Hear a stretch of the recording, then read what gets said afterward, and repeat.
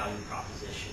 As you can see here, there's over 48 unique software features that can be enabled, licensed on any of the NetApp hardware offerings.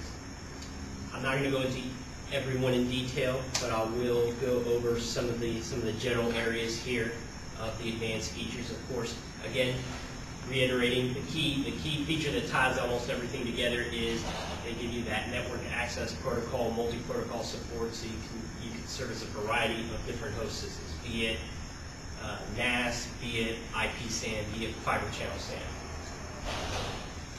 Data protection and business continuity, snapshots, of course, and what they call snap restore, available to give you what most traditional storage systems give you in terms of point-in-time copy capabilities. They have some other copy services, snap mirror, sync mirror, to let you replicate between snapshots and between both within a storage system and between different NetApp storage systems. The double parity RAID, cluster failover between the controllers. They also have some regulatory compliance features such as the snap lock and lock vault that let you say a particular volume is immutable, non-writable, which some regulatory compliance requirements might require you to do. Some of the really nice ones are the system tools and usability aids and provisioning aids. Kind of the most important ones is they have some nice add-on features for specific application servers, such as Microsoft Exchange, Microsoft SQL Server, some of the other major database servers, some of their snap managers,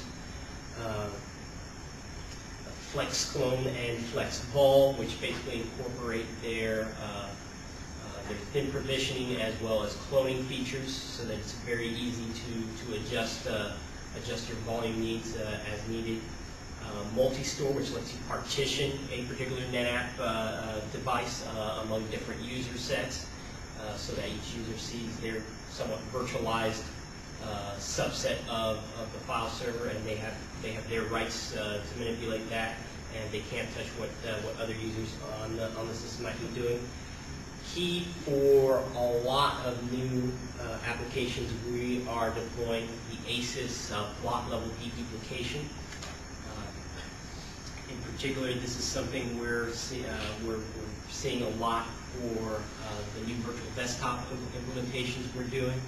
The newest VMware Virtual Desktop offering, VMware View, offers some capabilities already in what they call VMware Composer. So at a software level, it's already doing some very efficient use of storage to deduplicate and maximize your use of storage in a virtual desktop environment. This adds yet another layer at the storage subsystem where it will go through, it will run a process to block by block signature comparisons and remove duplicate blocks of data, replace it basically with pointers, and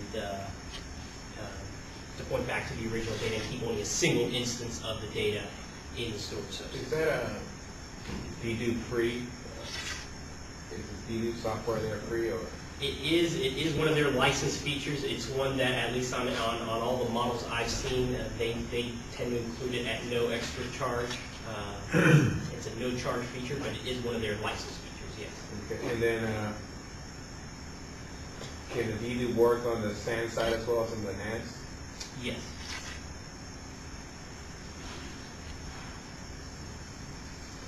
And then they have some other solutions for email archiving, storage consolidation, information lifecycle management, compliance. I'm not going to go into a lot of detail because most of them are very specific to specific application servers. But that's basically what NetApp tends to do. They tend to find a specific application that offers some kind of API that they can tie into, and then they can offer advanced services from their storage system to take advantage of what services that application provides. Finally, a nice feature of the NetApp product line is they offer a virtualization, basically a virtualization-only feature if you're not interested in deploying yet another stack of disk storage, and you have some existing investments you want to take advantage of in other disk storage. you can deploy the N series as a SAN gateway device. So it will virtualize SAN devices, disk providing devices behind the gateway, and provide, again, multiple protocols of support, be it fiber channel protocol, iSCSI, or the appropriate NAS protocol, CIFS or NFS, to the particular host systems you want to service with some existing storage. Differences between the appliances and gateways, there's basically, for most of the product line, mainly the low-end N3000, and actually it's not available with the low-end N3000, and the high-end N7000, and the older models, it was basically you had an appliance model and a gateway model, and you had to pick between the two. What they're starting to do now with the newer N6000 is you just add a feature code to the appliance model, and you can enable those features. So a little bit more flexible than it used to be. And then performance, of course, will be dependent on the particular subsystem and controller you pick to deploy. But they all run the same operating system. They all use basically the same features and functions. When you run in a gateway mode, there are a few there that are pretty much specific to running disk behind it that it does not enable, but otherwise the same feature set as on the appliance models. There you can see the models that support that gateway capability. Again, your mid-range N6000 and your high-end N7000 is where you get that gateway capability. That's pretty much it with regards to the IBM N-Series product line. Like I said, it's a good alternative to consider when you're not just looking for traditional block level access, high performance fiber channel storage. This is a little bit more versatile. It can provide that functionality up to a certain point. It's certainly not going to reach the level of performance that the XIV can, but it can provide that, and it can provide a few other modes of usage that you may find useful for your environment depending on the particular applications you need to provide storage for. If there are any questions? What does the interface look like on that? It basically uses a web management interface. I don't really have any pictures with me today, but I can certainly follow up with you to coordinate some pictures. It's fairly usable. It's not as pretty as the XIV. That's the best one we've ever seen, but it's standard web interface. Nothing too difficult to work with. Yeah, I would be interested in seeing. And there's also command line interfaces as well. Data on tap is somewhat Unixy, so there's a lot of power underneath there too, if that's the kind of interface you prefer. And I have one more question.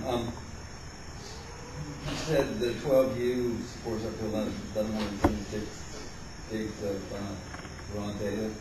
So I assume that's 1176 hard drives? Yes. That works out to 98 drives per U. Well, that's an expansion door. That's Yeah, the 12 use the controller unit. controller. I got you. Yeah. Okay. Yeah. So just to recap, the N series, and let me kind of go back to the picture that makes it fairly clear.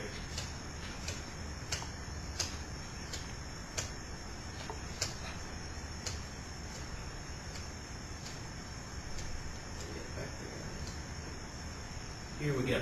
This is not like the XIV where this is a whole system unit.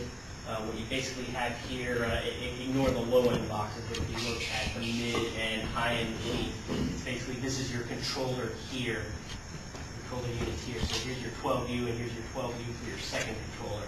And